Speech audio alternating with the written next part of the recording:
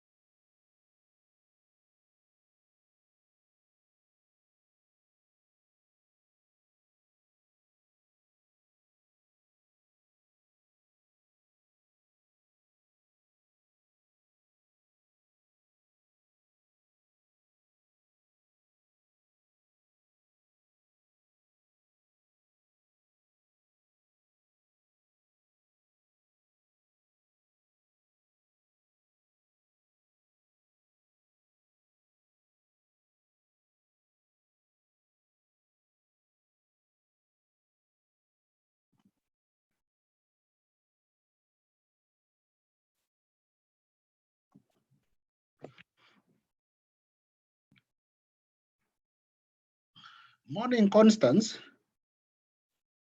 Morning, morning.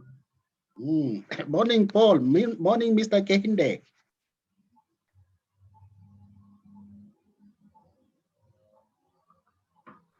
Constance, how is it going? We are fine. Nice to see you. Good to see you too. You are looking very fresh. Thank you. I've just woken up, Constance. that is why that you look fresh. Yeah. That is why fresher than some of us. Well, some of you. Yeah. But anyway, it is better to work from home than any other way. Yeah, under the circumstances. I actually slept late. I slept around 2:30. So I was preparing to wake up at that hour. Yeah, that's when I went to bed. So yeah. So it's nice to have you join us for this webinar. Yes, Asante. I know it's your area. Yeah, it is. And right now, there's a theory that one of my students wrote an email saying that the topic they want to write on, the probability is that the issue will be surpassed before they finish. Which one? I was actually telling them, well, that doesn't render your research invalid. You just have to put the question in such a way that even if what you're proposing to be done is done, your research is still relevant. Yes. And there are always different angles to these issues. They are. Yeah. Our other speakers come online. Morning, Mr. Kajesomo. Good morning, Busiri. How are you? Fine, thank you. Good to see you this morning. Nice to see you this morning. Did you wake you up too early? No, I'm already awake. It's already almost 8 o'clock in Nigeria. 8 o'clock in the morning. Yes. Yeah, I know we know we are normal 2 hours ahead of you. Yes. So how are you doing this morning? How is Kenya? Well, Kenya is fine. Oh, great. We are muddling through. You know, the world now is not what we are used to Yeah, the new normal. because of this COVID. So we're really muddling through and trying to live each day as it comes. Yeah, the new normal. It's now the new normal. Other than that, Kenya is fine.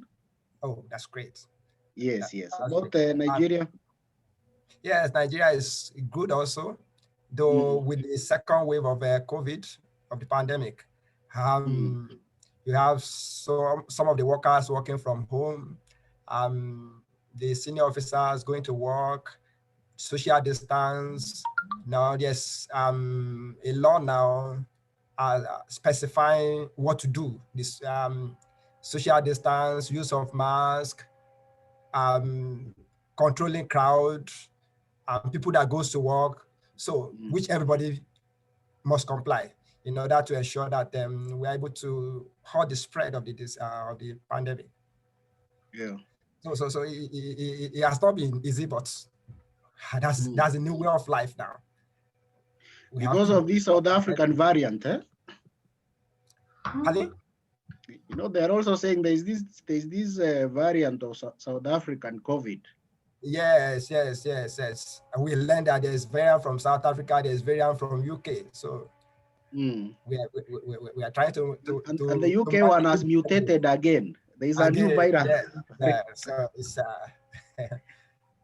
Yeah, so the world has become very complicated. Yes, very complicated, and you have your colleagues testing positive, and they can't come to work.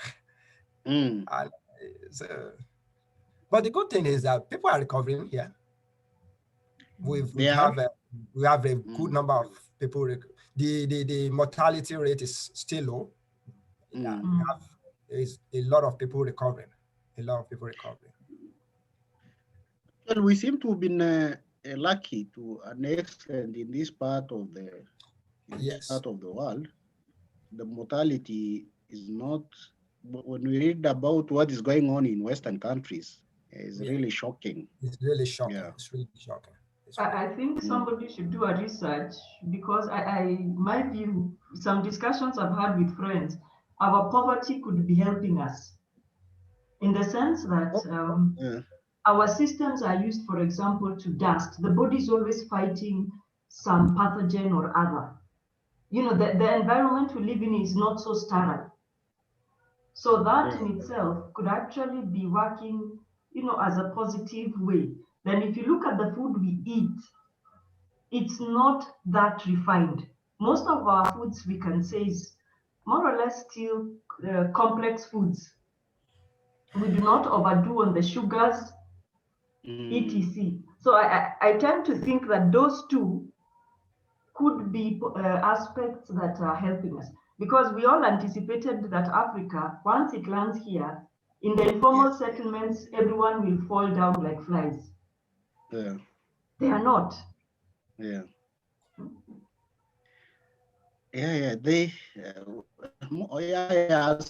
as Constance you say, there's more more research.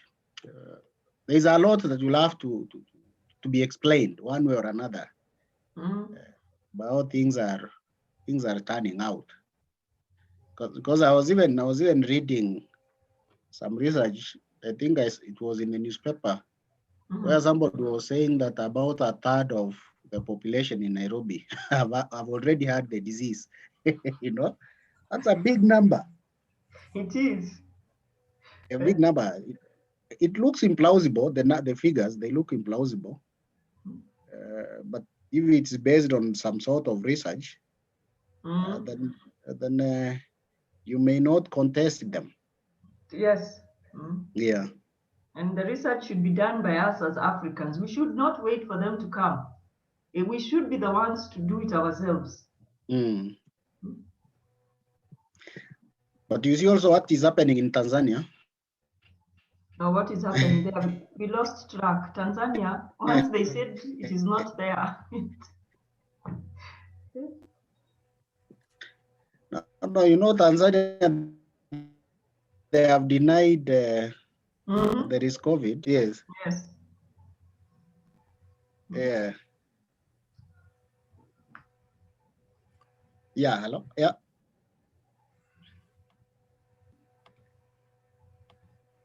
So we're about to start because we start at 10.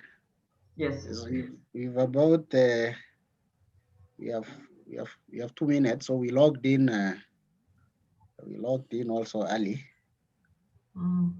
Yeah.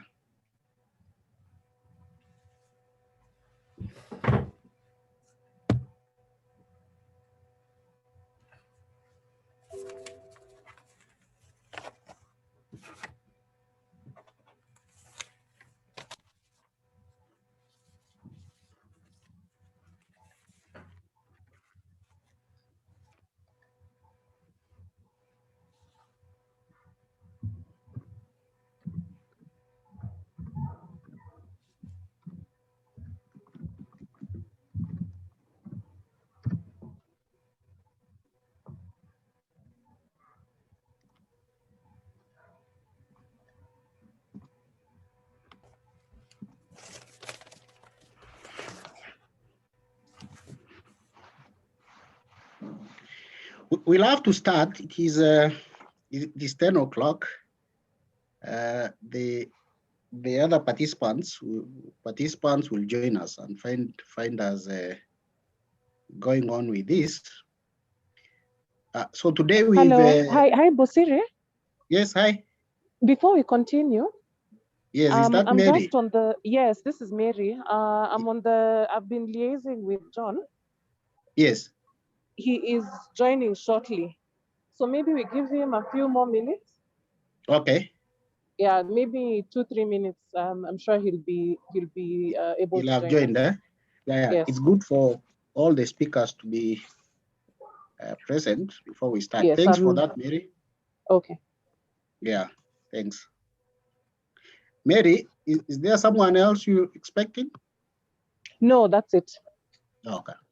Yeah, so I'll let you know as soon as he joins. I think he's just having a small issue, but he's working on it. He's joining us shortly. Okay, thank you.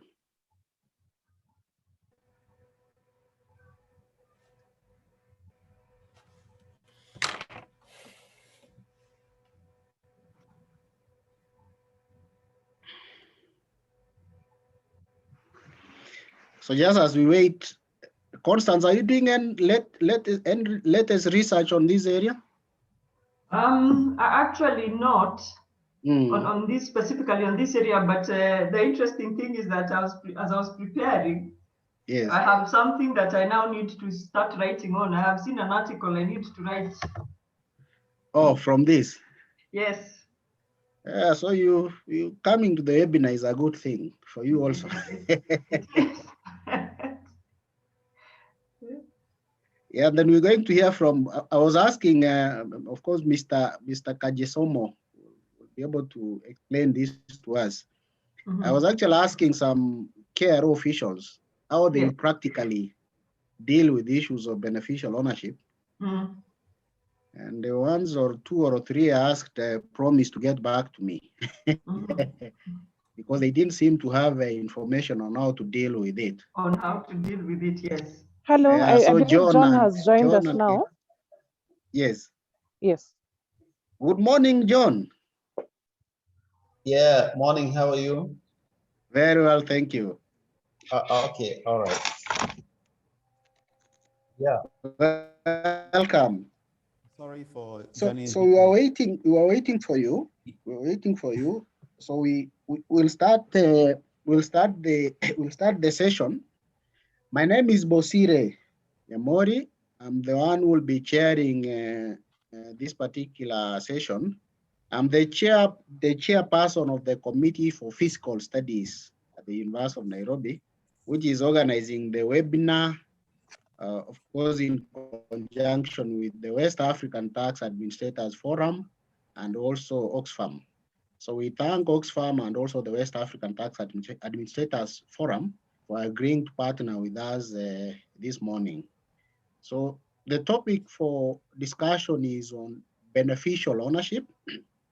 Beneficial ownership. It's a term that features when discussing issues of international tax, when also addressing issues around proceeds of crime, money laundering, and financing of terrorism. Recently, Kenya has introduced amendments to the Companies Act to introduce a rule on beneficial ownership for individuals who own or control the companies that are incorporated in Kenya. So we'd like to hear, we would like to hear from the very experienced panel of speakers on what beneficial ownership really is. How does it work in practice?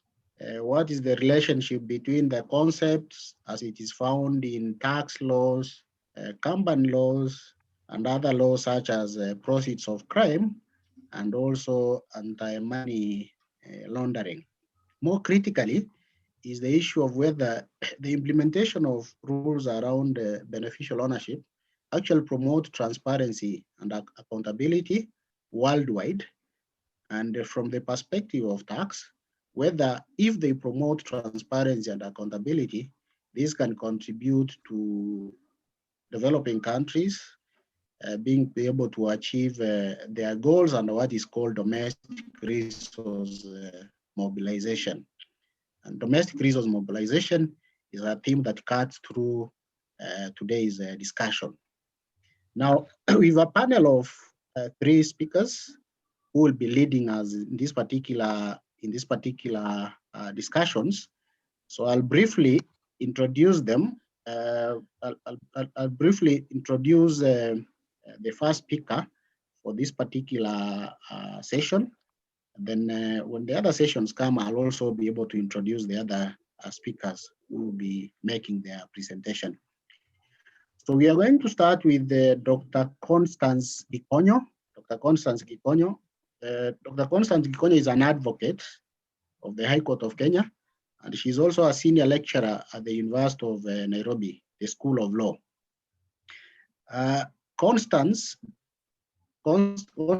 research interests are in the areas of maritime law, anti-money laundering, assets forfeiture, and the connection between money laundering and aspects of transnational organized crime. She also has interest in illicit financial flows, but as this relates to wildlife crimes and criminal justice strategies to combat wildlife crime.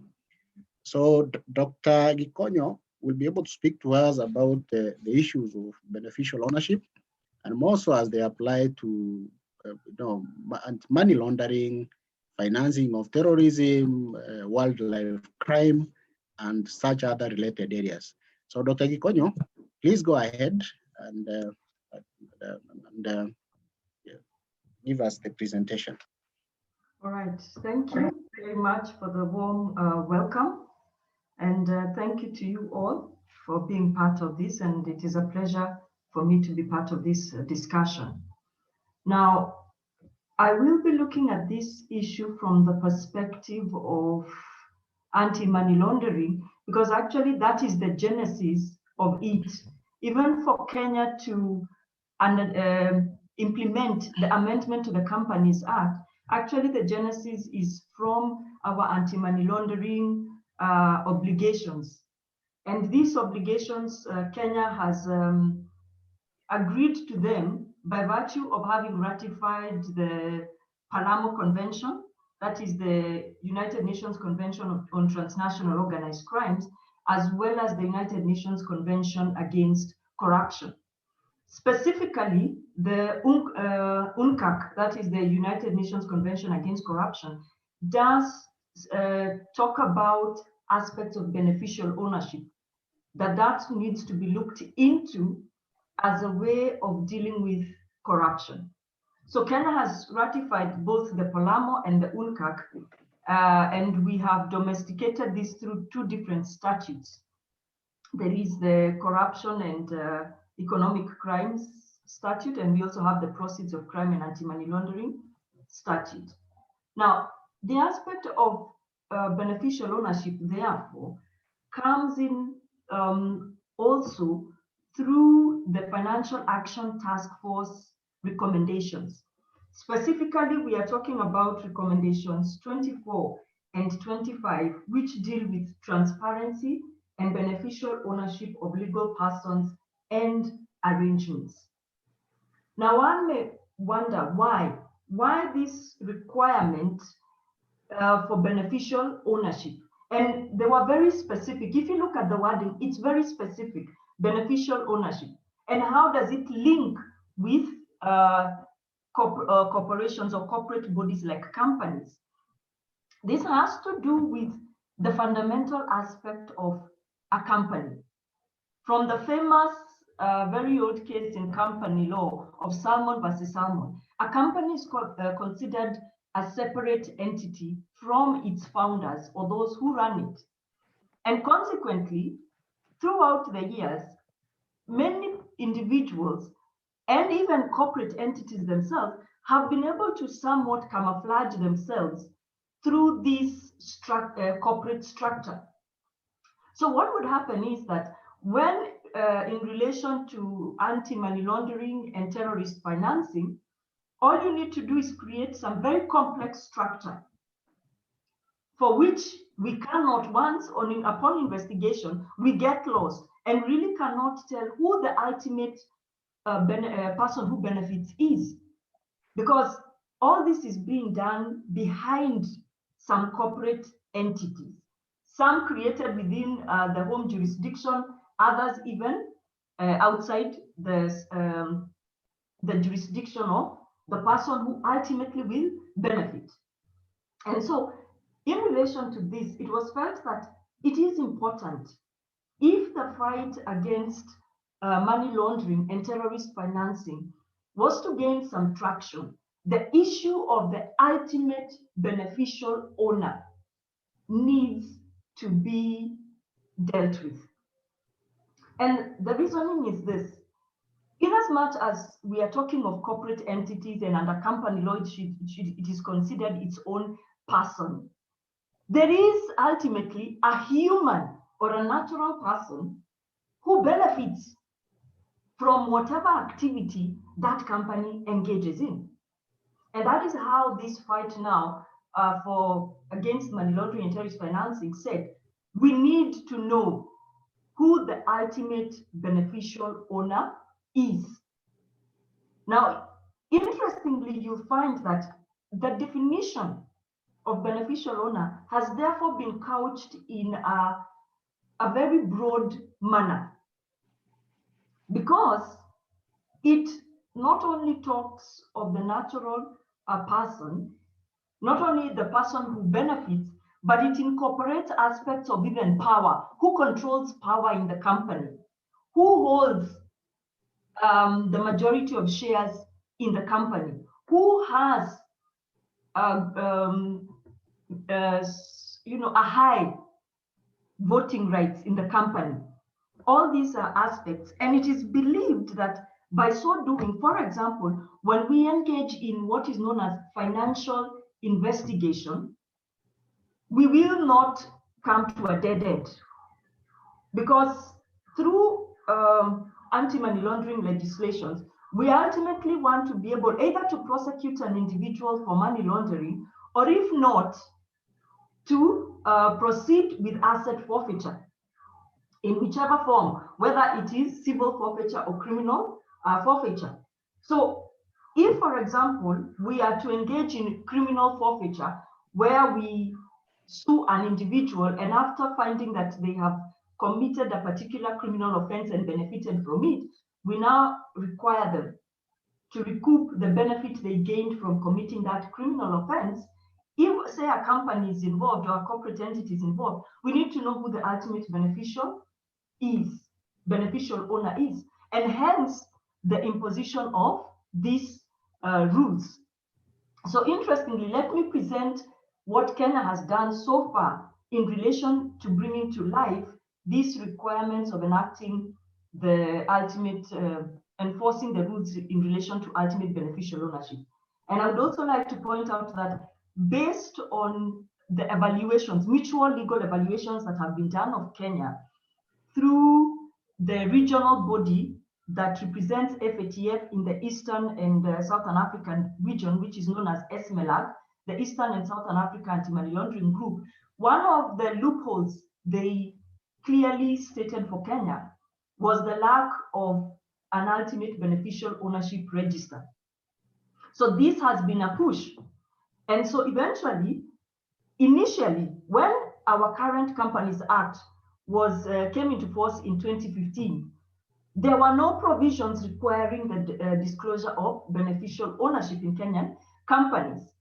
However, in 2017, Section 93 of the Companies Act was amended to require a company to disclose information relating to beneficial owners of shares recorded in its register of members. So now, statutorily, this led to the Statute Miscellaneous Amendment Act of 2019 that amended the Companies Act to require the companies to produce this beneficial ownership information, and which led to the enactment of the regulations. How was this going to be actualized?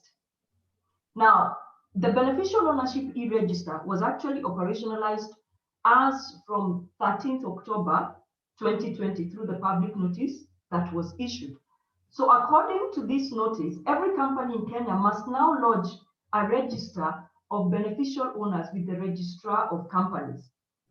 Now, a beneficial owner, according to this amendment in the Companies Act, is defined as any natural person who ultimately owns or controls a legal person or on whose behalf transactions are made. Now, you can see that this definition is actually is very broad, because it doesn't talk of just ownership, which can be more restrictive. It also talks of control. So if somebody has a certain percentage of control over a corporate entity, then that person qualifies as a beneficial owner. It also means, according to this definition, that if certain transactions are, on whose behalf are transactions done. Now that, interestingly, also touches on banks. Because when we talk of a transaction, and again, if you look like at the Proceeds of Crime and Anti-Money Laundering Act, the regulations, the definition of transactions is very wide. So here, entities such as even banks will be affected by this. And even now, this definition of transactions will come into play when we are talking with regard to tax matters. So really, what they have attempted to do is broaden the definition of beneficial owner, so that, you know, as we are saying, we are trying to uncover. So anywhere in which somebody would hide is being exposed. So currently, according to the amendments, a beneficial owner in Kenya is a natural person who directly or indirectly holds at least 10% of the issued shares in a company. Again, interestingly, you can see they have said directly or indirectly. So whether it is one company owning another company, all of that, they're trying to unmask all those layers. Secondly, a beneficial owner is anyone who possesses the direct or indirect power to appoint or remove a director of the company. Thirdly, a natural person who indirectly or indirectly exercises significant influence or control. And lastly, a natural person who directly or indirectly exercises a minimum of 10% of the voting rights in a company. Now, this last one has actually been controversial because it is said that our regulations on beneficial ownership were borrowed from the United Kingdom, yet the United Kingdom provides a threshold of 25%. But if you look at the guidelines of the FATF, they actually do not give a specific minimum, but leave it to the specific jurisdiction to decide the threshold. So Kenya has decided on the threshold of 10%. So now what is required for companies? What are they obligated to do? The register of beneficial owners should contain the following particulars. And you will realize that from this information, it makes it easier for a relevant authority to pinpoint to locate and have access to this beneficial owner, because they must have the full name, the birth certificate number, the national identity card, or the passport number, any of those. You must have the nationality of the natural person, their date of birth, their postal address, their business and residential address, their telephone number and email address, their occupation or profession, their personal identification number, that is the PIN. It should also be indicated the value, the nature of ownership or control, including the date when that natural person became a beneficial owner. Now, this information for purposes of a financial investigation is very relevant, because if, say, the Asset Recovery Office wants to initiate some certain proceedings or want to preserve some certain property, using that information, they will be, by contacting the registrar of companies, they will be able to get this beneficial ownership information and can quickly initiate the relevant processes to help them, for example, preserve the property from depreciation or from being hidden. Now, the other question that comes in, and it is a challenge that has been stated in other jurisdictions, how do you ensure enforcement? Now, one of the ways of ensuring enforcement is through sanctions. Now, interestingly, these have been provided under the regulations. So firstly, anyone who receives, a company has the authority to issue a notice to somebody to provide the details within 21 days from the date of the notice. If an individual fails to comply with the notice, they should be served with a warning notice. Now, if they do not comply with that, then they should be in contravention. So in terms of all the companies, again, if a company does not, this obliges company to ensure that they're continually looking into their registers and updating them as with regards to beneficial owners. So that duty has been passed on, not to the registrar of companies, but to the company itself. Now, again, here there's controversy because the issue is that is being said you're giving the company more duty, more work, and it will mean spending more money to ensure that this information is kept up to date. Further, interestingly, by the way, public listed companies are also required to lodge with the registrar all companies apart from public listed companies are required to lodge with the registrar any amendments within 14 days after they have made an amendment to the register. And failure to comply is deemed an offense, and they are liable to a fine of up to Kenya shillings 500,000 for a first offense, and an additional fine of Kenya shillings 50,000 per day for continuing non-compliance. Now, those would be considered strict penalties, especially for if it is an issue of non-compliance the second, third, fourth time, because an additional fine of 50,000 per day. Now, the rationale for this, in as much as this may be seen to be too strict, the rationale for this is that according to the FATF recommendations, it says that the register should have up-to-date information, so that if maybe a local authority or an authority from outside the country is seeking information, the information that is contained there is up to date. So that would be the rationale for enforcing these strict fines for non-compliance. Now, the other issue that comes up is with regard to data protection, because people also create these corporate entities as a way of sheltering themselves. You don't want to be out there. So if anyone can access this information on beneficial ownership, then there is a problem there. So interestingly, the regulations that were developed do have guidelines in relation to, data protection. And they prohibit companies from disclosing the details of a beneficial owner without the written consent of the beneficial owner, save for where the disclosure is made pursuant to a court order. Also, the Registry of Companies may only disclose the information relating to beneficial ownership to a competent authority upon a written request by the competent authority. Now, in this case, a competent authority is defined to mean the Attorney General, any criminal investigation authority, law enforcement agencies, and authorities that supervise and monitor the financial sector. So here we are talking, for example, of the Financial Reporting Center and the Kenya Revenue Authority.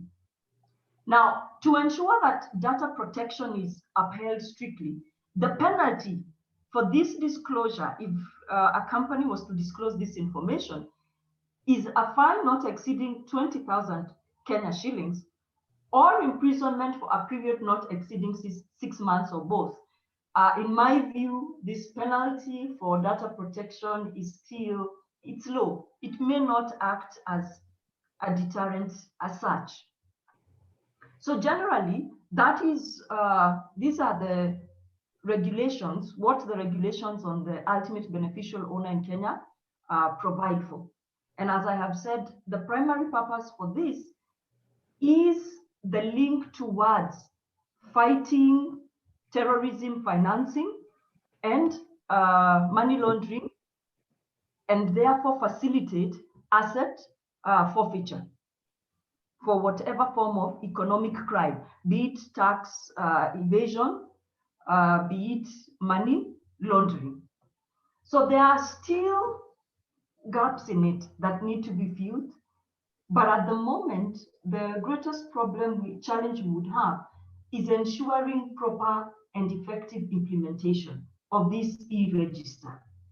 So for now, I think the focus should be with regard to that. And I think I will stop here for now. And more issues will emerge as we continue to discuss and do through the Q&A session. Thank you.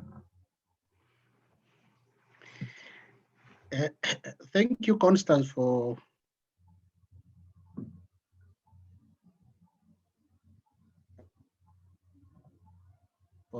that presentation. I have some questions for you. I'm able to ask come during the Q&A session.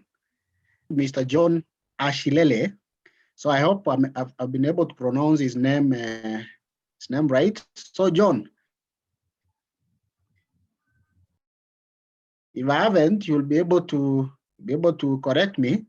I'll briefly introduce John. You're right. So Ashilele, John, right. John Ashilele. is Ashilele. Yeah. John is a tax manager at the Nigerian Federal Inland Revenue Service, where he's in charge of exchange of information. He currently coordinates the activities of the exchange of information for tax purposes in the Inland Revenue Services of Nigeria.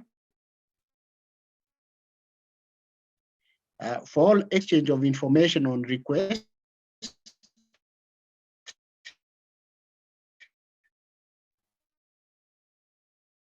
automatic exchange of information and spontaneous. He also provides, sorry about that. He also provides technical support to the authorized competent authority or director, tax policy and advisory department on exchange of information. In addition, he handles the processes on tax transparency with respect to beneficial ownership information, and represents his employer at various international and local tax transparency meeting seminars on EOIR, AEOI, and beneficial ownership information. So Johnny's presentation centers on the issue of beneficial ownership as it relates to issues around international tax. It's a very topical area and always on the news as we discuss international tax issues. John, so I'll welcome you to make the presentation, but while doing it, one aspect I may also want to come out is how you practically implement these particular provisions when it comes to application and implementation of tax treaties. Very, very, very useful. And of course, other aspects will also be able to be covered by your other colleague, Mr. Kasemoje. Okay, go ahead, John.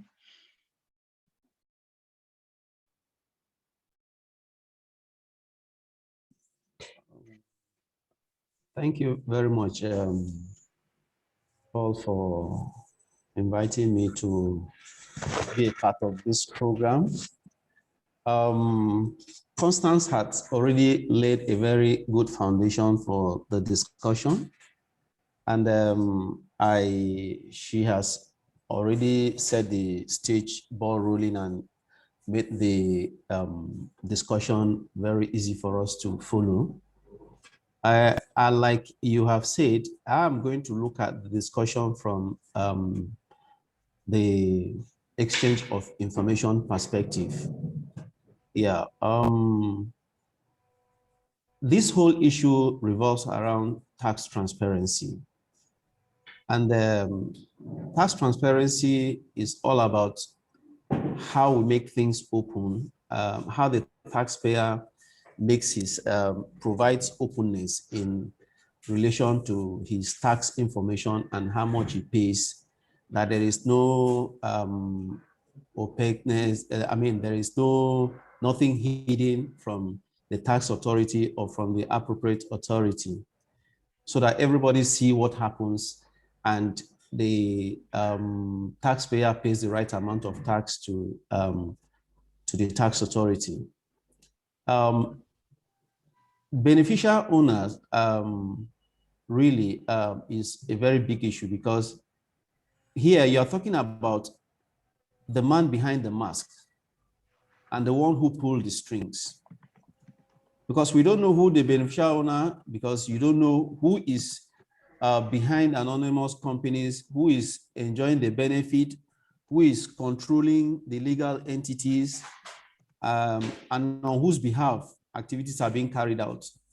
So this creates a lot of issues.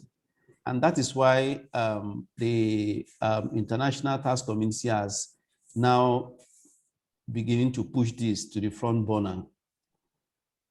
We all know that globalization has generated a lot of opportunities, and where individuals and corporate entities move funds around the whole world. And this generates a lot of risks for the tax authorities. And with this increase of cross-border flows of capital that is associated with the global financial system around the world, it brings about greater challenges to the proper enforcement of tax laws by countries. And therefore, tax authorities must increasingly rely on international cooperation based on implementation of international standards of transparency and effective exchange of information to meet the challenges. So transparency and information exchange for tax purposes are keys to ensuring that corporate and individual taxpayers have no safe haven to hide their income, and assets that they did not hide their income and assets, and that they pay the right amount of tax in the right place. And so beneficial ownership, what is it? It's all about trying to unmask the people who have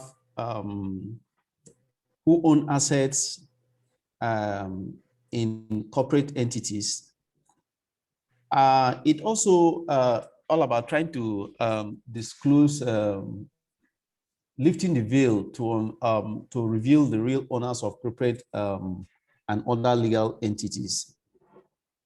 And most importantly, it also helps to drive corporate business transparency and accountability, because when you don't know who owns what in a corporate entity, who the ultimate beneficial owner is, then it brings about challenges of transparency and accountability. And this issue of beneficial ownership also seeks to expose conflict of interest among public office holders, otherwise known as politically exposed persons. So attempts to trace persons who hide their identities behind corporate structures to defraud countries through corruption, tax evasion, money laundering, and illicit financial flows is a key issue around beneficial ownership. And so why does it matter in terms of beneficial ownership, and why is it something that an issue that is very, very crucial? Why does it matter? You recall that the uproar that was generated by the Panama Papers, which we all were all aware of, and that really has brought focus, global attention on the potential and real dangers of anonymous companies, which some other people might call by various names like shell companies, corporate getaway cars, and all that. So anonymous companies are used to deny companies, countries of valuable incomes through tax avoidance and sometimes outright tax evasion. And this shroud of secrecy around them is used not only to mask possible corrupt relationship with government officials, but also to obscure probably links to money laundering, drug trafficking, and terrorism financing. Then the Panama Papers had revealed almost about 11.5 million confidential documents from the Mossack Fonseca company, legal companies, the law firm. And so this has really served as an example of how the rich and powerful people around the world use complex structures to conceal their beneficial ownership. And so this is one of the key reasons why this issue of beneficial ownership has become very crucial. And then beneficial ownership information will also help to strengthen the fight against illicit financial flows and tax evasion. And like Constance had said, it all geared towards also fighting terrorism financing and money laundering and corruption as well. You know, because sometimes, like especially in developing countries, politically exposed persons deliberately create networks of companies to hide their identities, to conceal corruptly acquired wealth, which further increases the risk of corruption in non-fortified economies like we have in this part of the world. Now, I'll really take you run through a quick example. In Nigeria, there was a case of an oil minister, sitting oil minister of petroleum, who awarded an oil block, one of the biggest oil block we ever have in Nigeria, OPL 245. He floated a company called Malabu Oil. And in doing that, he did not reveal his true identity. So which means that he hid behind that company and awarded that oil block to the same company at a grossly undervalued price of $2 million. Whereas that oil, what was actually meant, the legally amount for that oil block as at then was supposed to be around $20 million. But he awarded it to his company at the rate of $2 million. And if you are following up events in Nigeria, you know, you get to hear that this is an issue that is still ongoing, because Shell and Eni, the international multilateral oil companies, later bought that oil block for $1.1 billion. $1.1 billion. And then $800 million went to Malabu Oil and Malabu Oil, owned by the by the former petroleum minister, whereas $300 million now went to the government of Nigeria. So you can imagine how much the government of Nigeria lost in that transaction. And that's why the case is still ongoing today. A lot of people are being prosecuted in Italy and all that. So that's how beneficial the effects of beneficial ownership can have on a country's revenues. And because of the gravity of this, so the Global Forum on Transparency and Exchange of Information, which is one of the largest tax body in the world, has now joined efforts to monitor tax transparency with a membership of about 160, more than 160 members as of today. The transparency and information exchange for tax purposes are keys to ensuring that corporate individuals have no safe place to hide their income. And then they facilitate corporations on the implementation of the standards of the Global Forum. Basically, there are two standards, one on exchange of information on request, and now we have another standard on automatic exchange of information. And so these are the two standards that are at the core of the work of the Global Forum. And all members are subjected to a rigorous peer review process to ensure that jurisdictions are working in line with the agreed international standards. Now, there are two rounds of peer reviews just to ensure that jurisdictions are keeping to these standards of tax transparency. The round one had actually examined, in round one, you had two phases of reviews. The one that reviews the legal and regulatory framework, and the second phase that looks at the legal, exchange in practice. Now, the round two, which is now focused on the availability of beneficial ownership, is ongoing. And jurisdictions are usually assessed to how effective are their AML, CFT laws, company laws, or tax laws. And interestingly, Nigeria is currently scheduled to undergo the phase 2 round of peer reviews by first quarter of 2022. Now, Constant has said the FATF is the main international tax bodies that work around issues of beneficial ownership. But however, the Global Forum also collaborates with the FATF to address issues of beneficial ownership. And the Global Forum has adopted the BO definition in line with the definition provided by the FATF. Now, the FATF, like Constant has said too, supports efforts at promoting policies and standards that stresses the establishment of publicly accessible central register for warehousing personal information of natural persons that own, control, and benefit from corporate entities. The Constant has given the definition of beneficial ownership as defined by the FATF, so I won't go into that again. She has also mentioned the FATF recommendation 24, but in terms of the exchange of information, it really states that competent authorities should be able to obtain or have access in a timely fashion to adequate, accurate, and current information of beneficial ownership and control of companies and other legal persons that are created in any country.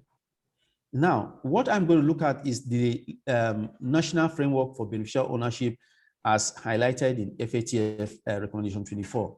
You have the registry approach, the company approach, and the existing information approach. The registry approach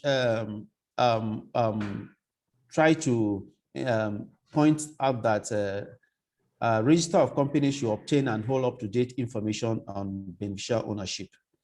And then companies created in a country should be registered in a company registry, which should record and maintain basic information on a company and the list of directors. Now, the company approach is that the company themselves should obtain and hold up-to-date information of beneficial ownership by maintaining a list of shareholders or members and keeping it up to date. So it's not just keeping it, but keeping up to date in case there's any change in a membership, the shareholders and all that, the company should be able to update it and keep it. And if anybody has any controlling person has left the entity, they should be able to update the record. And the existing information approach just try to point out that countries should be using existing information collected on beneficial ownership of corporate entities to identify beneficial owners. And sources of such information include company registers and other type of registries such as the land, the motor vehicle authority, tax authorities, stock exchanges, and other commercial database. And looking at, now I'll just quickly try to point out the Nigerian legal requirements for beneficial ownership information. Yeah, like we have in Nigeria, just to highlight the point that in all these efforts at trying to work with the international community on ensuring that there's tax transparency, Nigeria has also taken steps to ensure that we are also falling in line and working hand in hand with the international tax community. In 2016, if you recall, our president attended the anti-corruption summit in the UK, and there he made a commitment and promised that we're going to set up a beneficial ownership registry. And that promise or that commitment has been fulfilled.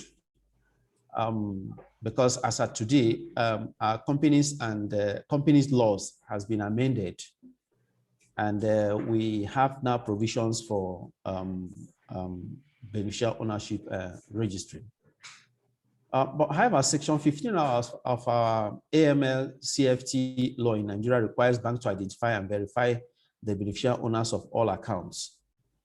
And Section 119 of our Companies and Allied Matters Act, which has just been enacted, provides that the Commission shall maintain a register of persons with significant control in companies. And what are the significant control in our Company and Allied Matters Act?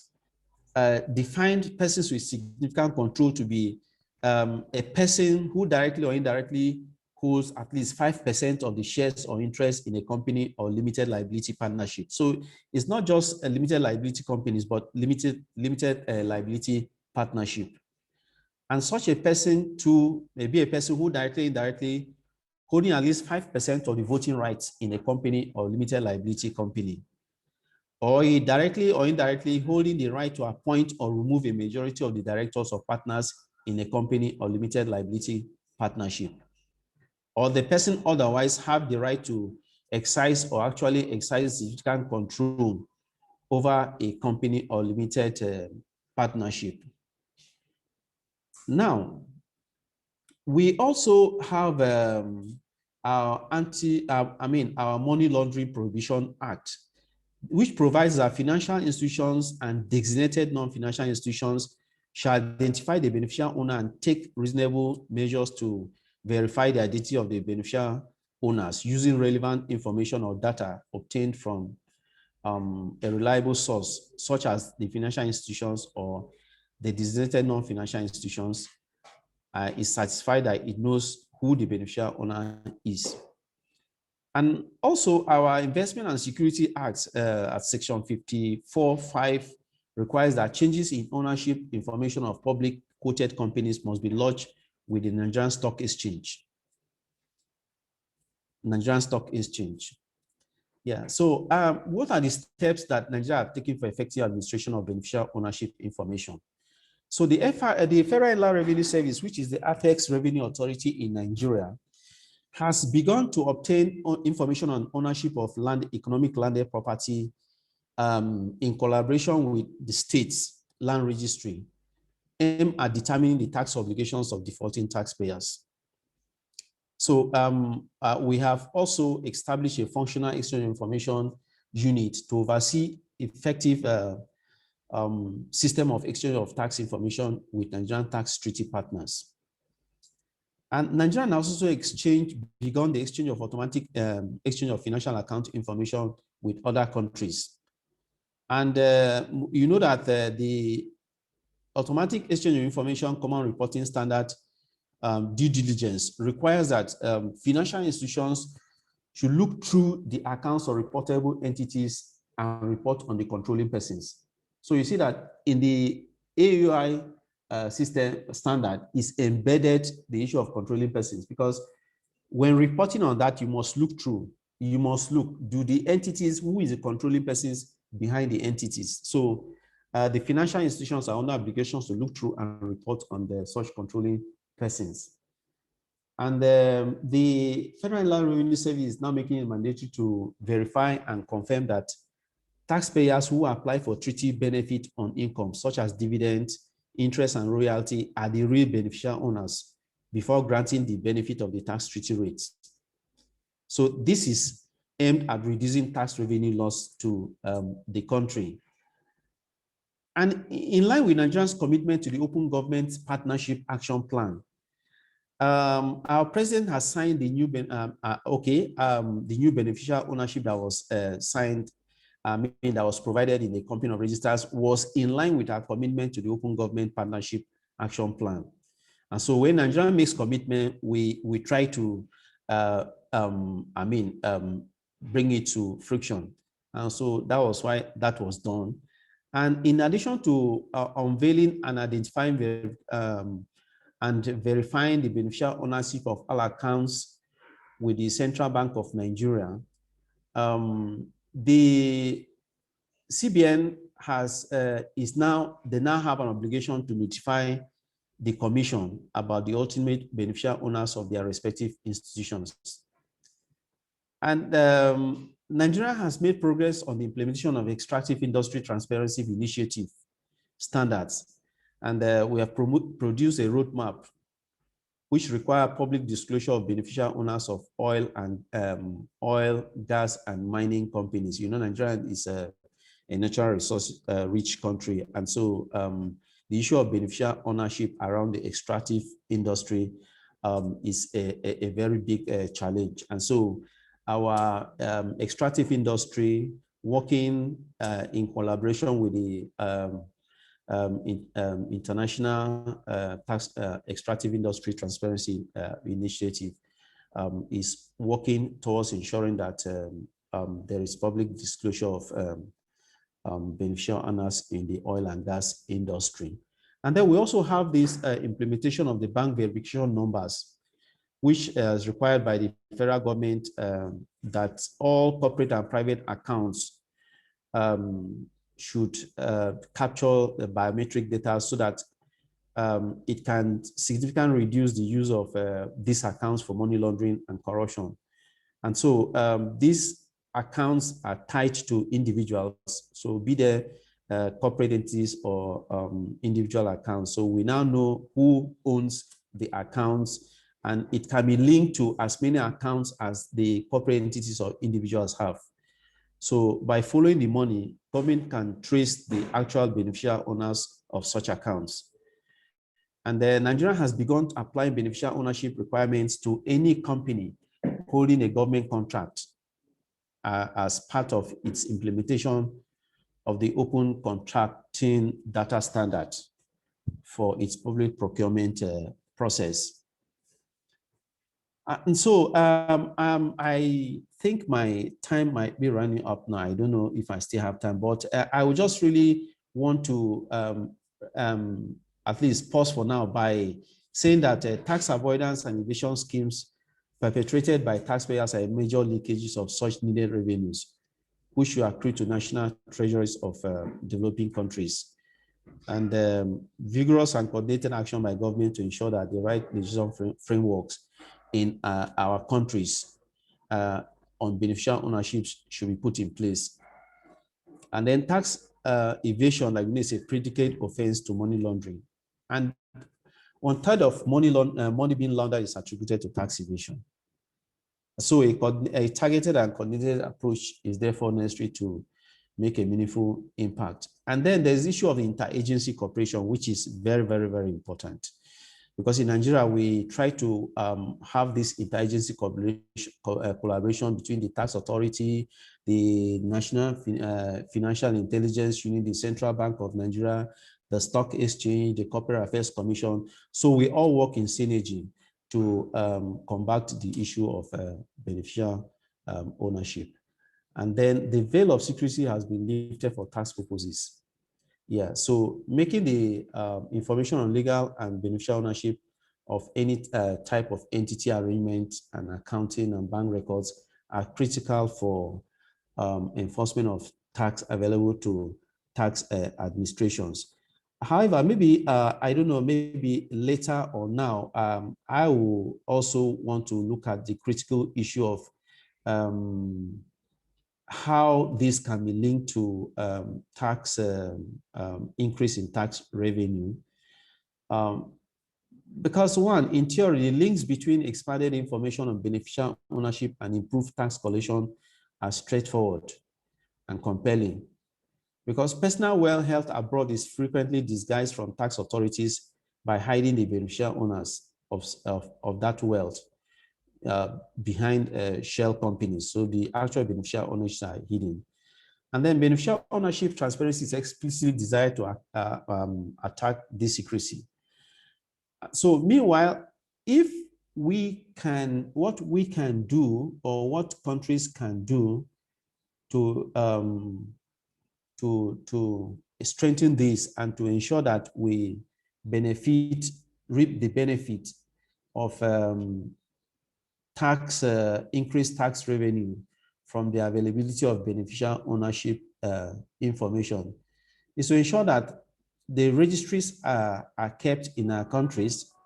But beyond that, wealth that are hidden in shell companies offshore, there should be need for exchange of making this information on this beneficial ownership available to the least developing countries. Because if this information is not available to other countries, then we will not be able to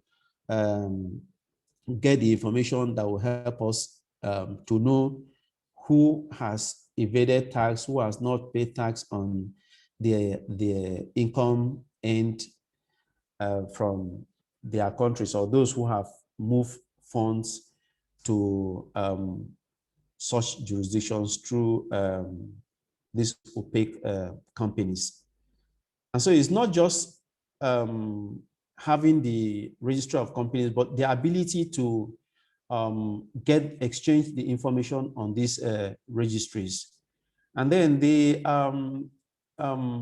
developing countries too should also ensure that they keep these registries and then be able to use the data from these registries and also have the ability and the willingness to use the information that are contained in these registries. Because it's not just, one thing is to have the registries in, another thing is to be able to use the data that are contained in these registries and to have the willingness and the ability to use the information for tax purposes.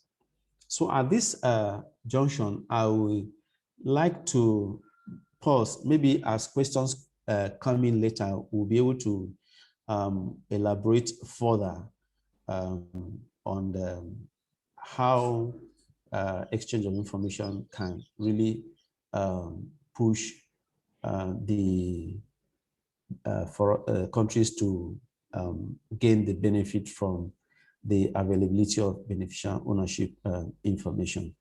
Thank you. Thank you so much, John Ashilere, for your presentation. That was very insightful. My name is Mary Ongore. I have temporarily stepped in on behalf of Bosiri Nyamori, who has unfortunately lost his internet connection, but he's working on joining us as soon as that is sorted out. So we'll then move on to the next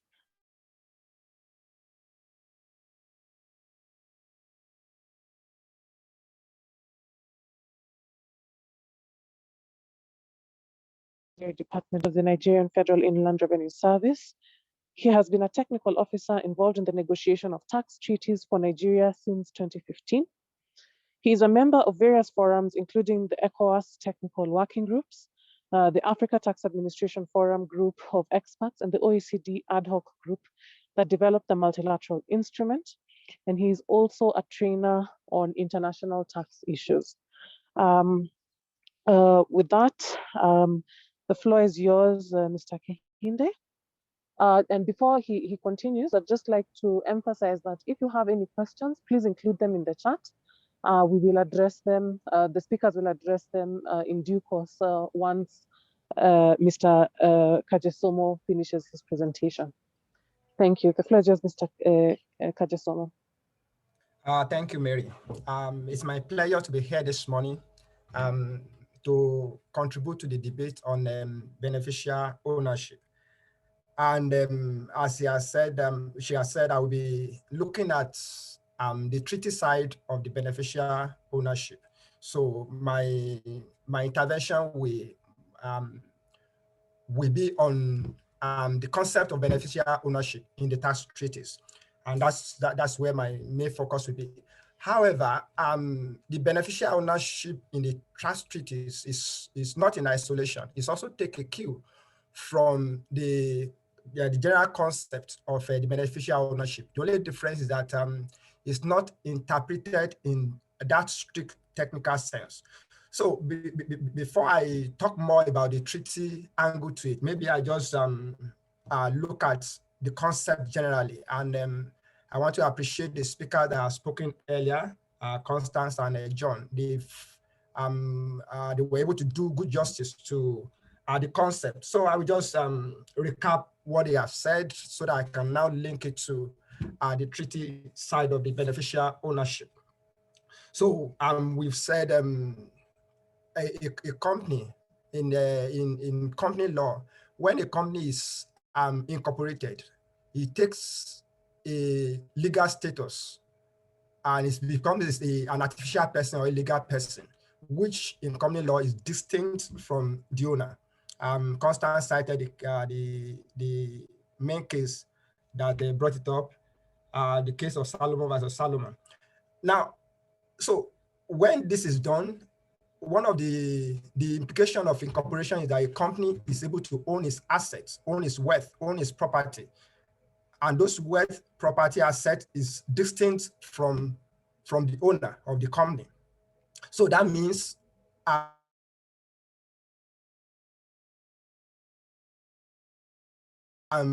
wealthy person can set up any legal arrangement to warehouse all these assets, to warehouse his asset, and those assets will be deemed to be asset of the company and not the owner. So with that in mind, and in the view of what has been going on, because with this concept, what it has done is that it encourage money laundering. It encourage illicit financial flow. It encourages tax evasion, because I mean, if a company can warehouse my assets and you want to tax me, you are only going to be looking at what I have. You are not looking at what the company has. So I can use that structure to evade or to avoid paying taxes or appropriate taxes. So looking at all this from this angle, then there has to be a link to be able to identify or to be able to trace those assets back to the owner. And that's where the issue of transparency comes in. And as John has said, the Financial Action Task Force took up the challenge, and they did some work on the concept of beneficial ownership, and they brought on board some recommendations. So what will transparency do? Transparency will be able to tell us where this funds or where this wealth of individuals are locked in, to be able to unmask who owns what, to be able to give up or allow appropriate taxation, that the person that actually owns wealth is able to pay appropriate taxes on those wealth. So looking at that as a background, we see that if we are able to do this, I mean, we're able to trace the asset to the owner, it will bring about transparency. It brings about collecting appropriate taxes. It brings about preventing illicit financial flow. Even it can bring about being able to stop all this crime going on. So what this has been able to do is to be able to link the fund to the owner. So if we are looking at it from that background, what is then the beneficial ownership concept? The beneficial owner, in this sense we are speaking about, is looking at the natural person or that individual who ultimately owns or control a customer or a client.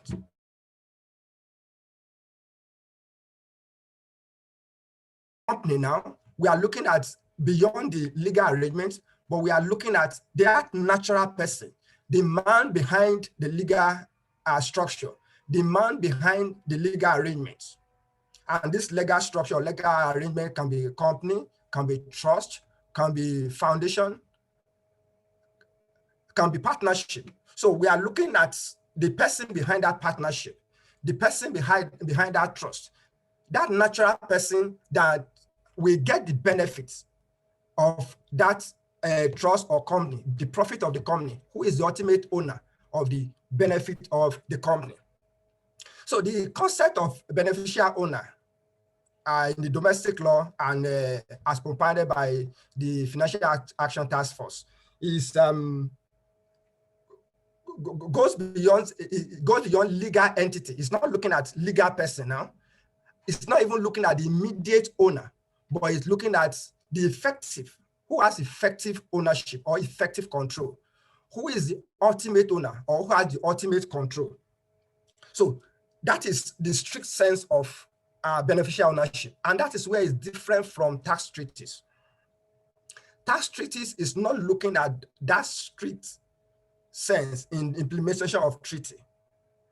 Article 10, Article 11, Article 12 for UN model or other treaties that is patterned towards that UN model. We have Article 12A on technical services.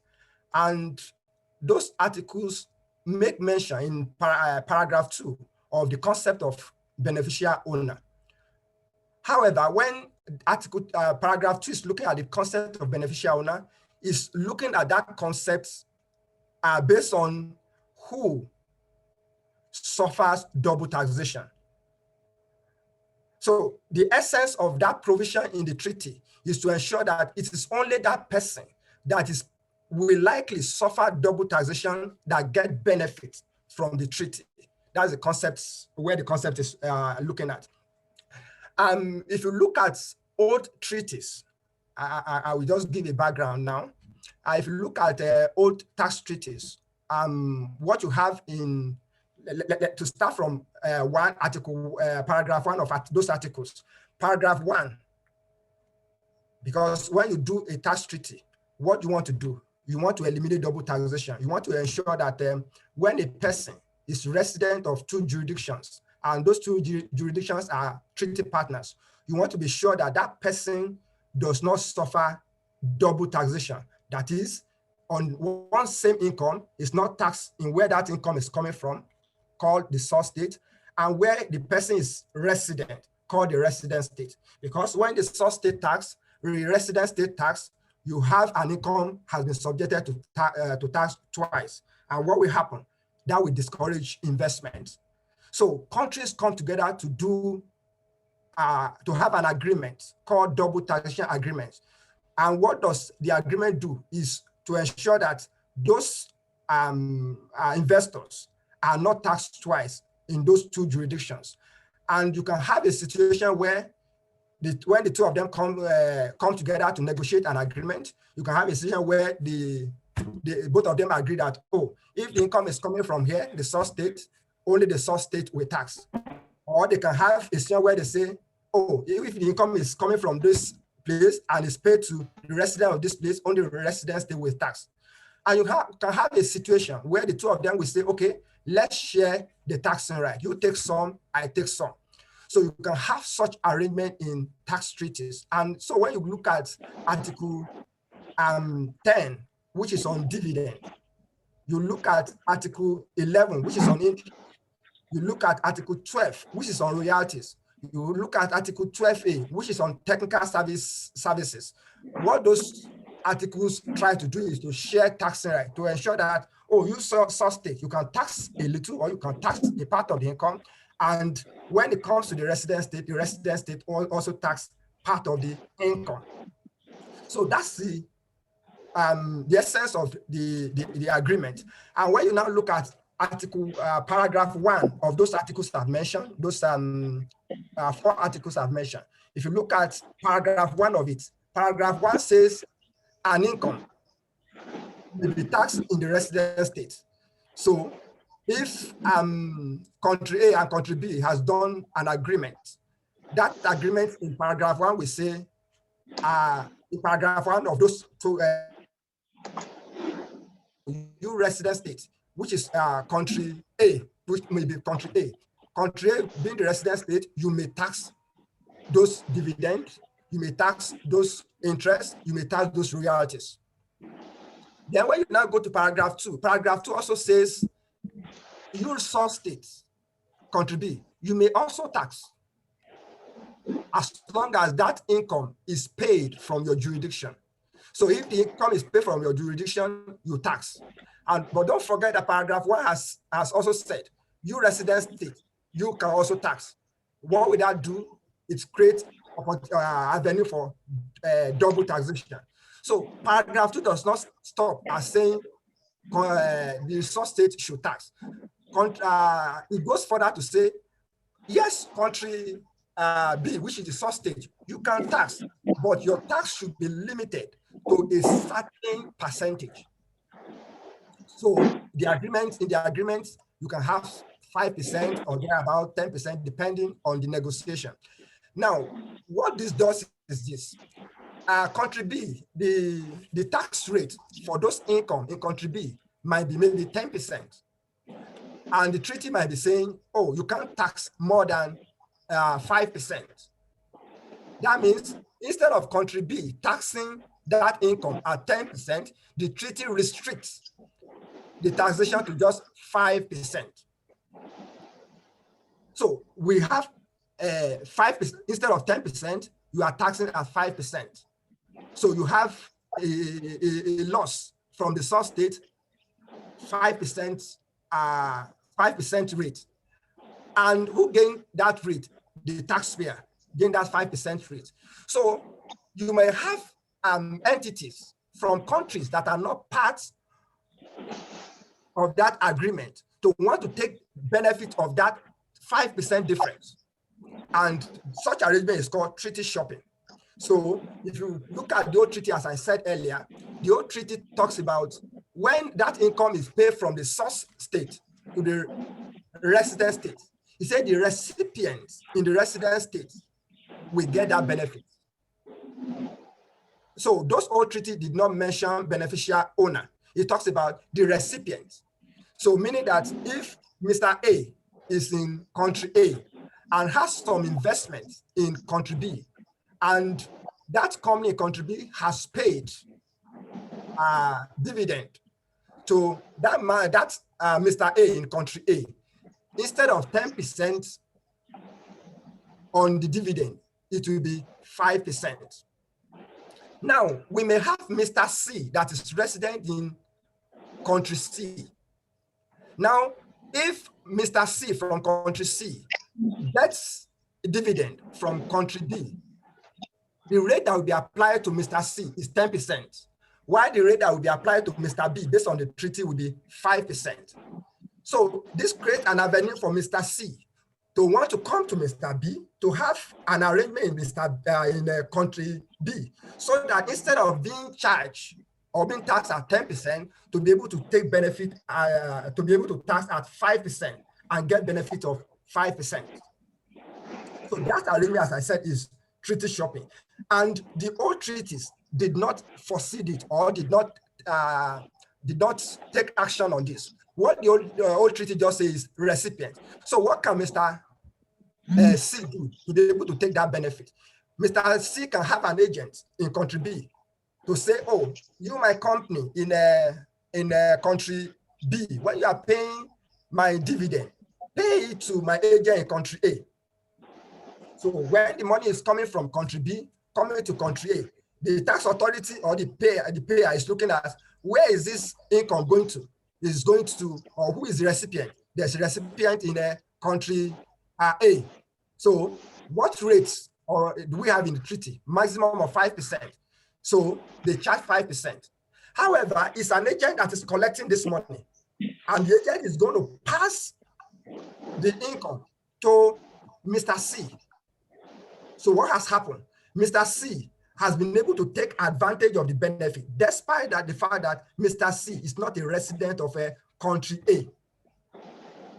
Because if you look at the article 1 of tax treaties, who may benefit from tax treaties? Article 1 says specifically that it's only the residents of one or both of the treaty partners that can take benefit. So if you look at a treaty between country A and country B, the only people that should be able to take benefit from this treaty are resident of country A or resident of country B, or somebody that is resident of both countries. But now you have a situation where resident of country C is able to use agents, able to use a nominee, able to use a bank or any company having fiduciary relationship to take benefit of that treaty. So that is the abuse in the old treaty. And that is what the concept of beneficial owner is meant to kill. So what is the concept of beneficial owner in tax treaty is now saying that, yes, if you are country B, if you are paying to a person in country A, you are also looking at who are you paying to? Is the person you are paying to the person that will bear the burden of the tax or that will suffer the double taxation? So if it's not the person that will suffer the double taxation, then that treaty will not apply. That provision of the treaty will not apply. So now, looking at the example I gave earlier, now Mr. C is a resident of country C.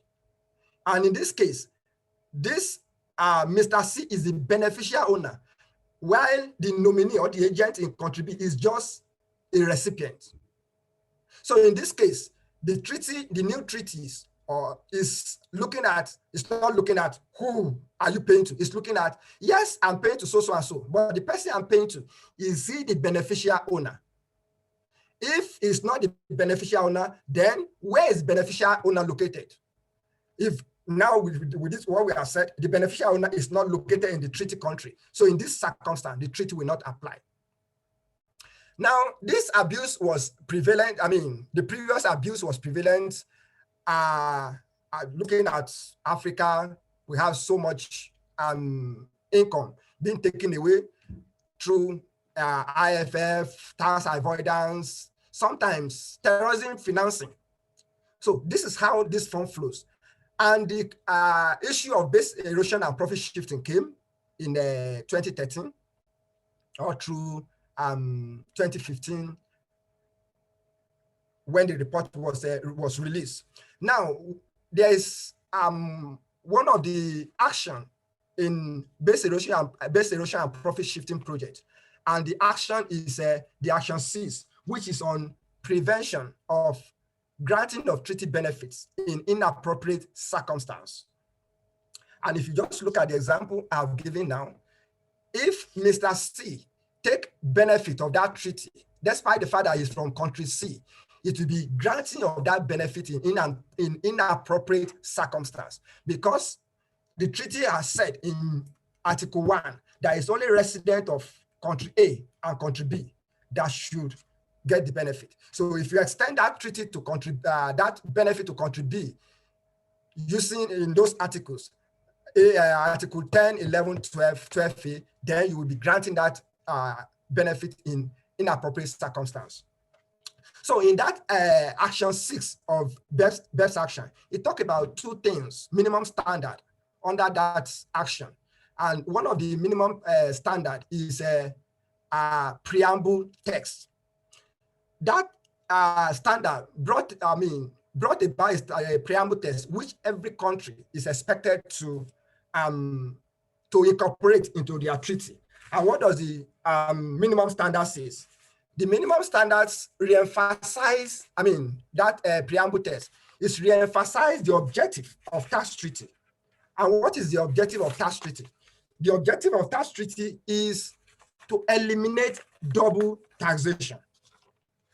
The objective of the tax treaty is to eliminate double taxation. And that preamble text now says it clearly, and it's expected to be stated in all treaties as a minimum standard, to say that the essence of this treaty is to eliminate double taxation without creating opportunity for non-taxation or reduced taxation through treaty shopping. Through tax avoidance and evasion. So you now give an example of that tax avoidance or evasion. And one of those key examples is a treaty shopping. So it's clearly stated in the objective of that treaty that you want to eliminate double taxation, but you don't want to give opportunity for non-taxation. It's stated clearly that you don't want to give opportunity for reduced taxation. It's stated clearly that you don't want to encourage tax evasion and avoidance. And it's stated clearly that you don't want to encourage treaty shopping. So it's clearly stated in the treaty. So when you have such situation where an entity or a person that is not a resident of the treaty countries tries to take that treaty advantage of that treaty benefit, that preamble text allows you to invoke the objective of the treaty, which is not to encourage treaty shopping. So with that, you can deny that treaty benefit, or that treaty benefit should be denied. The second minimum standard in that action is the principal purpose test. You are also looking at this structure, this arrangement. What is the principal purpose? Is the purpose of this structure or arrangement or in doing this investment or passing this investment through where it is passed through? Is it the purpose to take advantage of the treaty? If the one of, not just the only purpose, but just one of the purposes. So if one of the purposes of that arrangement is to take advantage of the treaty benefit, the treaty allows you to also deny the benefit. So looking at the combination of these two, you are able to stop tax evasion or tax avoidance through treaty shopping. However, where I said is a little distant from the concept of beneficial ownership in the domestic law, or as propounded or as brought forward by the Financial Action Task Force. It's not looking at the natural person now. The beneficial ownership here is not looking at natural person, that, oh, that money must go to natural person before you allow it. And the moment it doesn't go to a natural person, you must disallow the benefit. Rather, it's looking at who will bear the burden of the tax, or who stand to suffer double taxation. So it stand to suffer the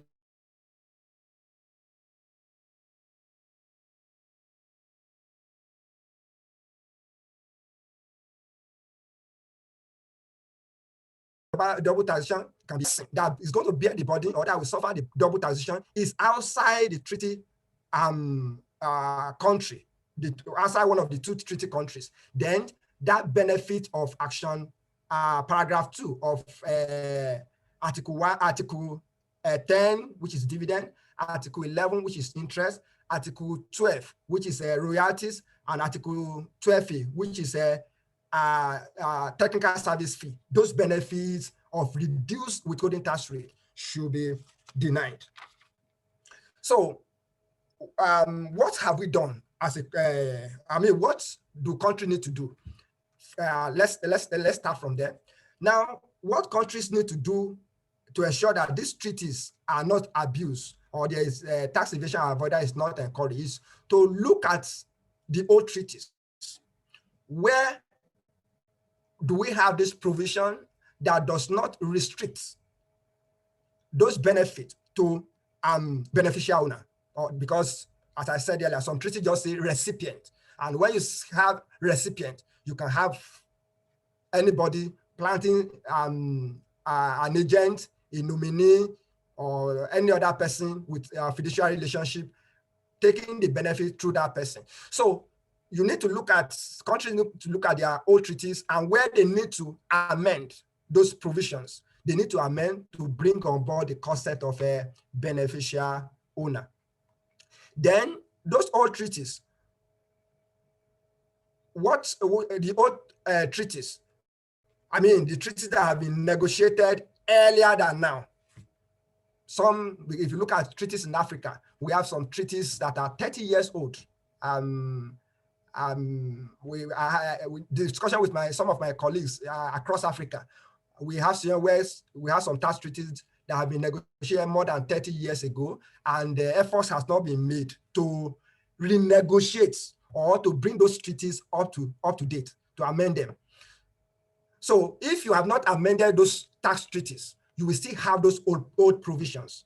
So you need to go to those tax treaties that have been negotiated for a very long time and change those provisions. It's just like you have a law, your domestic law, and the law is out of date, out of tune with the reality. What do you need to do to the law? You go to the law, and if you need to present amendment to the parliament, they look at it and they amend. So in treaty, where you have a provision that has been out of tune with reality, you need to go back to your treaty partner, have those provisions negotiated. Then those old treaties I talk about, most of them do not have this preamble provisions, the preamble text I talked about. So those preamble tests also need to be brought on board into the treaties. Then the provision on principal purpose test need to be brought on board. So what have we done in Nigeria? The steps we have taken. The first step we took was to look at our treaty model. We first review all our treaties. We check the old ones. Do we have any of them that is not consistent with this, not just beneficial ownership concept now, but all those abuses prevalent? Mr. Kajesomo, sorry, just to intervene, is just a request. We about to run out of our allocated time, so kindly bear that in mind as you wind down. So let me just run down what we have done in Nigeria in just 1 minute, and I will be through. So what have we done in Nigeria? We have been able to change our treaty models to make it consistent with the new concept. What have we also done? We are signed to the MLI to ensure that those old provisions, instead of going to renegotiate them one by one, what we have done is to sign a convention, which is the MLI, to amend those provisions. Then we recently issued a circular, that was in 2019, circular on claim of treaty benefits. So now it's not sufficient for you to say, oh, I'm from country B, so I must take treaty benefit. No, you must first submit what is called certificate of residence for us to be able to confirm that you are actually from country B and not just a nominee, not just a person of fiduciary relationship, and not just an agent. You are actually a resident of country B, and you start to suffer double taxation. So you have to submit that certificate. And we don't just collect the certificate, we also leverage on exchange of information. Our colleagues, John, will send those certificates and requests to them to help us confirm that this person that is asking for this benefit is actually a resident of that other treaty country, and not just a nominee, not just a conduit, and not just an agent. So it's when we receive that confirmation, that is only when we grant treaty benefits. So that's what we have done. And through that, we have been able to stop a lot of abuse that have been going on hitherto. So most of those payments to pass through, most of those payments to agents, to nominees, in inappropriate circumstances, we have been able to deny the benefit of the treaty. Thank you.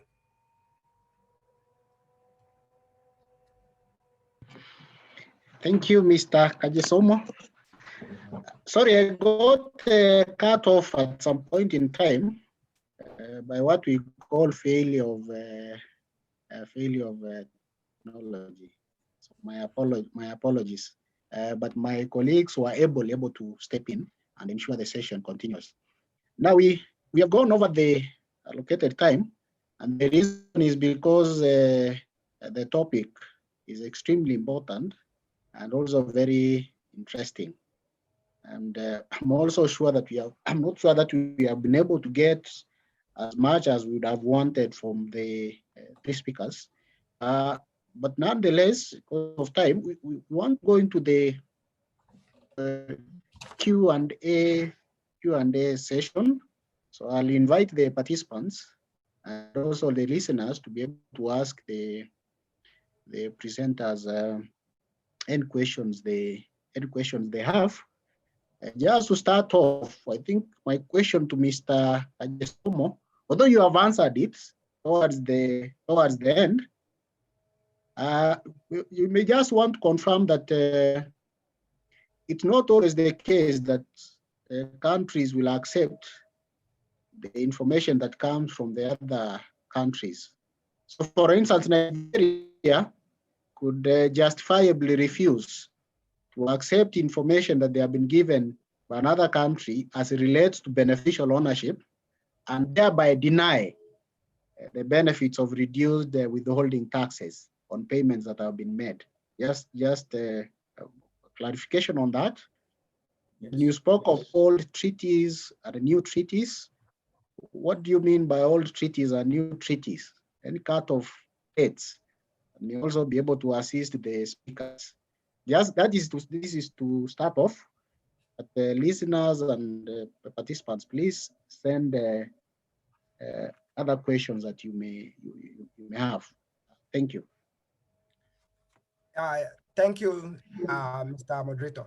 As I said, countries, the moment you have the preamble text in your tax treaties, that's your double taxation agreement, you have the principal purpose text provision in your double taxation agreement that have been negotiated by both parties. Then you have the power to invoke these provisions to deny those treaty benefits. So it's not that any request that is brought to you must be honored. You need to look at the facts and circumstances. You need to ask questions. For example, I said earlier that we don't just accept what a taxpayer has submitted to us. We go beyond that to confirm from the other treaty partner, oh, this so-and-so person has said he's your resident. Confirm to us that he's actually your resident, not just that he's your resident. He's not an agent. He's not a nominee. And that money is going to receive is going to be taxable in his hand. So if the other country can now confirm that, yes, he's our resident, but not just our resident, this money, when it comes to him, he's going to suffer taxation on that income. We will tax him. He's not going to say, oh, I've passed it to somebody, so you can't tax me. So we need to have those confirmations. And as I said, supported with facts and circumstances. So it's when we are sure that he is actually the beneficial owner, that is when we grant that benefit. And if it is we are able to establish that he is not the beneficial owner, we will not grant the benefit. So as I said, what we have done is to issue a guideline on how to claim those treaty benefits, and those are clearly stated in the guideline. Let me quickly explain old treaty. When I say old treaty, I'm referring to some tax treaties that are not consistent with the existing rules. You know, the rules have changed. Rules of beneficial owners, anti-abuse brought in, principal purpose test brought in, preamble test brought in. those treaties that are not consistent, that have not complied, or that have not been updated or amended to incorporate those rules, are those I classify as old treaties. Thank you. Thank you, Mr. Kajesomo. Any other questions? I think I lost my chart when I was cut off, but another questions. So as we wait for questions from the listeners and also the speakers, just go back to Constance. Constance, Yes. you are talking about implementation. Yes. And you are saying that someone is not supposed to disclose who the beneficial owners is it is protected by the data protection laws. Okay? Yes. Yes. But look at it; it is very interesting, and it's something I've been doing the last few weeks. Mm-hmm. The last few weeks, some of the shareholders and directors in the companies are the beneficial owners of those companies. So when you apply for the CR12, you get the the directors who are the same fellows. So what harm will it cause if they are also shown to be the beneficial owners anyway? Because as the public, we can go to the company registry and get access the public documents of the companies in the first place. So what purpose does limiting accessing the beneficial ownership information serve in the first place? Thank you. Now, limiting access to that information is beneficial in instances where the company was created and the ultimate owner doesn't want to be known. The ultimate beneficiary doesn't want to be known. You see, when you're dealing with you and I, we really have nothing much to hide. So if we create a company, we will put our names directly as the directors. But some of these, people who are involved in these complex entities that they form for commercial purposes do not want ultimately, for example, to be known that I have an interest in company X. Maybe I have a controlling share of East African breweries in terms of the number of shares I hold, and I don't want that to be made public. So the data protection laws are supposed to protect such kind of individuals so that that information can only be accessed through the right procedures or the right entity asking for the information. It is a way of balancing. They were trying to balance and trying to show that even if when companies provide this information will not be misused. How are we going to balance the two? So that to me is my reasoning or rationale as to the provision of that requirement on data protection. And interestingly, I should also, in relation to the question you had asked earlier, now the Kenyan law on beneficial ownership is currently only focusing on companies. Yet when you look at the FATF, it actually goes broader, because according to the FATF, the definition of legal persons captures even the partnerships. And then Regulation 25 also talks about arrangements. And under arrangements, we are talking of trusts. And both these legal persons and arrangements can be subject to disclosure of beneficial ownership information. But currently, the regulations that are in force in Kenya are only applicable in relation to companies. So there is still a gap then if partnerships and other arrangements are not required to disclose the beneficial ownership information. Thank you. Thank you, Dr. Gikonyo. I must also mention in the course of doing my work, I've gone to the lands office, which registers trusts. So I was asking for information about which trusts do we have registered in Kenya? How many are they? that information is not available, and the trusts are instruments that are used for the rules that beneficial ownerships are meant to tackle. So there's a lot of work there, especially for campaigners like Tax Justice Network and others, and those who very keen on policy changes to be able to follow this up. So I see this in practice. Now the questions here, no, so there's a question from Joanne. And so the question will go to, I think, either Mr. Kajesomo or Mr. Ashilere will be able to assist. Joanne is asking what happens in situations where domestic anti-abuse measures conflict with tax treaties. A question that arises quite often in international taxations. And where countries are dealing with this differently. But we'd like to hear from either Mr. Ashilere or Kajisomo, one of you. Would you please respond? How you deal with this, using perhaps also Nigeria as an example? Well, thank you. Okay, let me allow my colleague to speak. Yes, okay, Mr. Ashilere, go ahead. No, Bosira, I was just going to say that my colleague Kajo Shumo can respond to that, since it revolves around treaty issues. So he can go ahead and respond to that. Yeah. Right. Mr. Kajisomo, we defer to your expertise. Thank you, Mr. Oh, yeah. Ordinarily,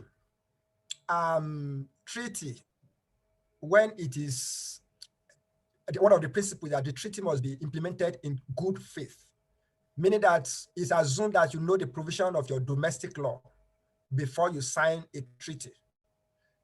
And based on Vienna Convention, you are expected, when every process is required for the treaty to enter into force has been completed, you are expected to implement the provisions of the treaty. And where any provision of the treaty is inconsistent with your domestic law, the treaty is meant to supersede your domestic law. However, in the area of anti-abuse, treaty allows, if it has to do with anti-abuse, so if you have anti-abuse provisions in your tax treaties, the treaty allow the implementation of those anti-abuse. Don't forget, we have said the whole essence of tax treaty is to eliminate double taxation and not to allow for non-taxation, reduced taxation. The treaty is saying the tax avoidance and tax evasion must be prevented. And what is those anti-abuse provisions your domestic law doing is helping the treaty to prevent those tax evasion and tax avoidance. So based on that, when you have those anti-abuse rules in your domestic law, the treaty allows you to implement them. So we have some jurisdictions that have principal purpose tests and all those provisions in their domestic law and not in the treaty. And you can implement those principal purpose tests in your, that is in your domestic law. You are allowed to implement them. Thank you. Thank you, Mr. Kajisomo. Now, I can see Joanne has another question. And she's saying that I think this either Constance or John could respond to this. She says, I have not seen guidance in Kenya regarding beneficial ownership reporting for private equity funds or venture capital funds. And she says a fund is beneficial ownership could be a sovereign wealth fund, a government, and not a natural person. So I'm assuming Joanne is discussing, private equity funds or venture capital funds that have been established in Kenya. as well as those ones that have been established outside the country. And many of them tend to be established in Mauritius when it comes to investing in Africa. So she's asking, how does this beneficial ownership apply to these entities? I know Constance is not a tax person, but what she's calling private equity funds are normally, by and large, incorporated as limited liability partnership. So partly, I think you may have answered this, but you could see they are normally incorporated as limited liability partnership, either in Kenya or in foreign countries. But the question that I think also Mr. Ashilere may want to assist and step in is that these private equity funds are normally characterized by opacity. Transparency is not one of their driving features in their operations and structures. They are not regulated. Many of them have refused the regulation, so they don't fall under the regulatory regime that we have in Kenya and even in Nigeria. Also, the Nigerian Securities Exchange or Capital Markets Authority does not regulate these particular entities because they say it's not their mode of operation. Their mode of operation is not to be, regulated. And I think this is where Joanne is driving at. So we want to listen to the practical aspects. I know this is my PhD study, but that would really help. Yeah. I think Joanne, is that what you wanted to ask? I think she's in the house or on the forum. Okay, so go ahead. So perhaps we start with Constance.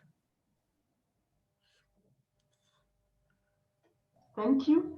What I would like to say is that legally, the PEVs would fall under the category of an arrangement.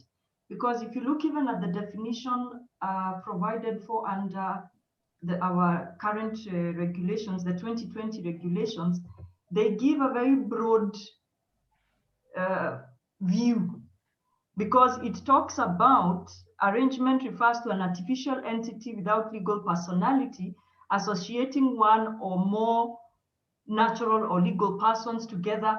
So it tells you, it gives the idea of something convoluted, as Mr. Bosire is saying, something that is not normal or what is not currently in our books.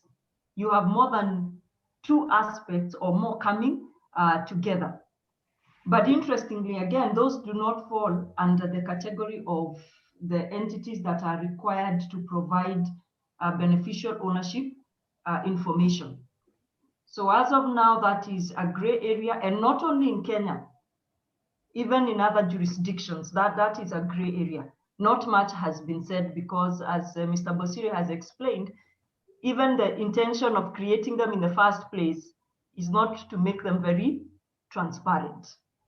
Actually, if you look at the history of, is it Mauritius, when it comes to anti-money laundering, some issues have been raised because of experienced any issues. But you see, our patients were limited in the first place. Were not even looking for healthcare, but we are asking the doctors, and that was. Sorry, thank you. So you find that at some point they allowed in funds without any questions, and the world over, there was. How do you allow funds from anywhere? Because in essence, you're telling people, even if your money is dirty, bring it into our country. So using the PEVs, it will be very easy to do just that, and no question is asked. And in that way, actually, you clean the money. So that is what I have to say with regard to that question. Thank you. Thanks, Constantine. John.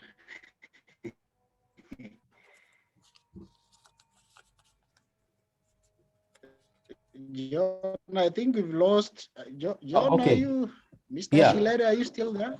Yeah, I'm here. Thank you. I think Constant has said, spoken to the question, but what I don't know what happens in why Kenya does not have provisions for this particular aspect of legal arrangements. But like what you mentioned, that one of it could be issue relating to limited liability partnership. In Nigeria, company laws that speaks to people with significant control also does not only speak to limited liability companies, but as well as limited liability partnership. So where you have people with significant control that I was talking about, who directly or indirectly hold at least 5% of the shares, is not speaking to only limited liability companies, but as well as limited liability partnership. And then it also includes persons who have right to exercise or actually exercise significant influential or control over the activities of a trust or firm, whether or not it is a legal entity, but will itself satisfy any of the first four conditions if it were an individual. So that's as far as our company laws speaks to persons with significant control. And we were talking about such individuals having such investment in countries like Mauritius. We expect, because the essence of international tax transparency now is requiring that countries set up beneficial ownership register.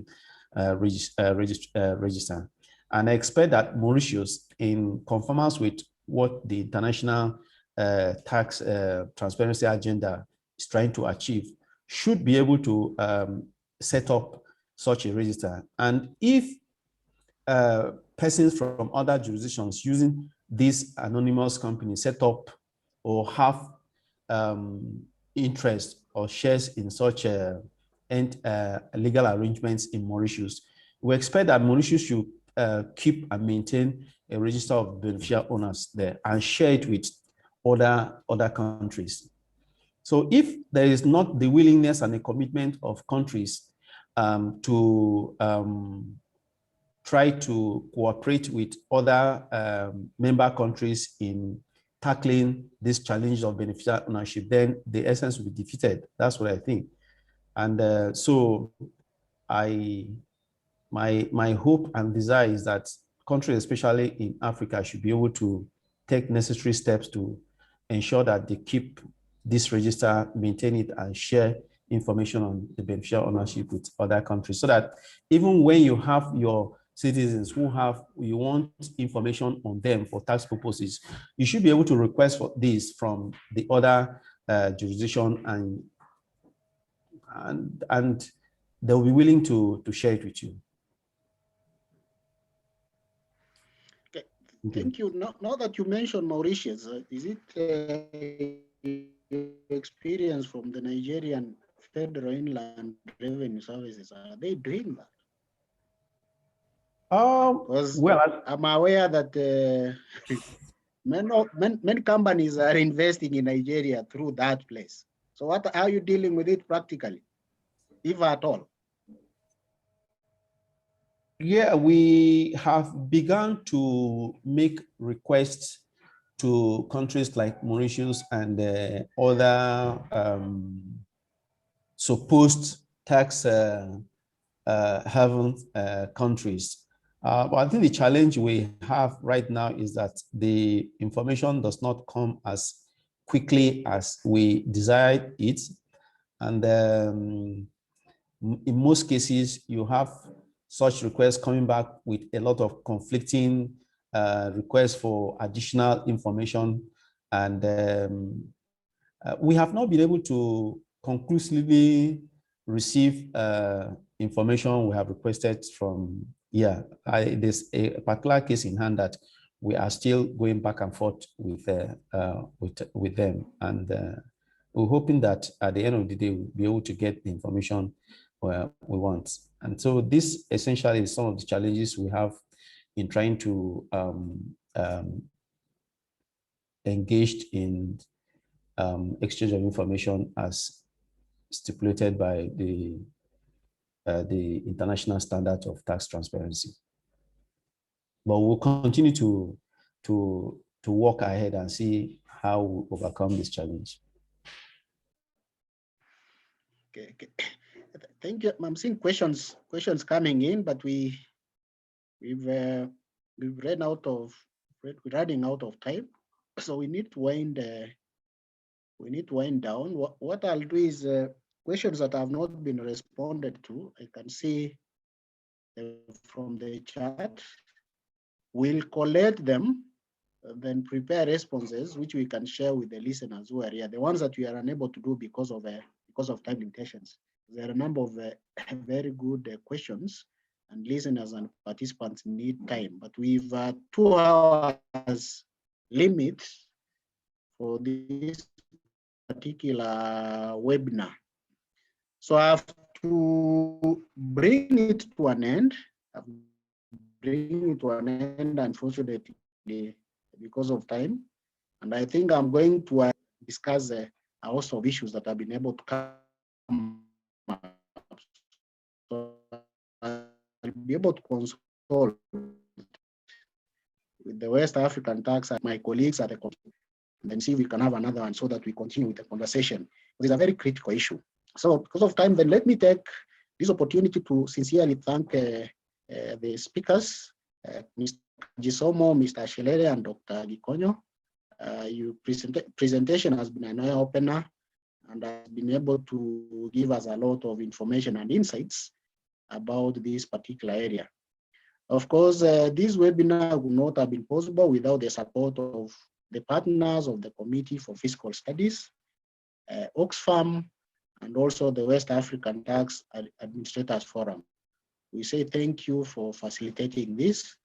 To our listeners, thank you for joining us. I'm sure you've been able to pick up a few insights on these particular topics. I'm sorry that you were unable to respond to some questions, but as I've said, we'll collect them, get responses, and then be able to send them, send them out so that your questions are responded to adequately. So thank you a lot. So we bring this webinar to an end.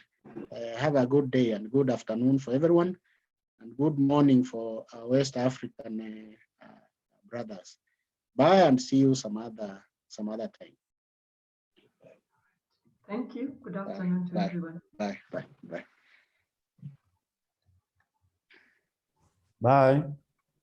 Bye.